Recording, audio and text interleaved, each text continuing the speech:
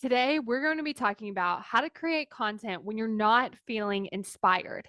So, the first thing that I like to do is turn the focus away from me and turn it onto the person I'm creating the content for. Because when I'm not feeling inspired, I notice that a lot of the thoughts are about me. I don't know what to say. I don't know what I should talk about. I don't know if this is going to be good enough.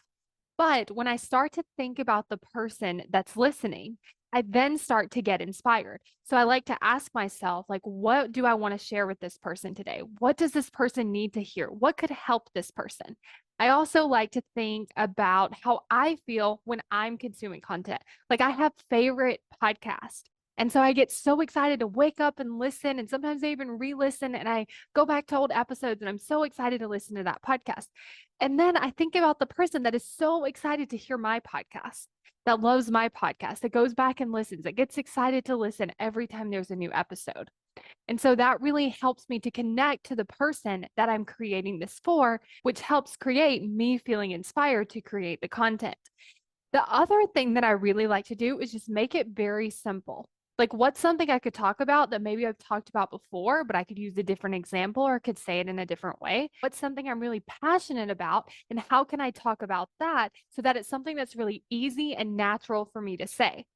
And then the last thing I like to do is know that I always have something to talk about because here's what I know. If someone were to come up to me, they were like, "Hey, what are your thoughts on this?" I would never just be like, "Oh, I I don't know. I don't have nothing good to say." I would just be answering their question. And so I really like to give myself really great questions like, what do I think about commitment? How could I help someone with their time? What's the easiest thing someone could do to get started? And then I can just create content based off of my answer to those questions. Your brain always has a good reason as to why it's not taking action toward your goals. It actually wants to keep you alive, which means it has come up with these strategies to actually make that happen.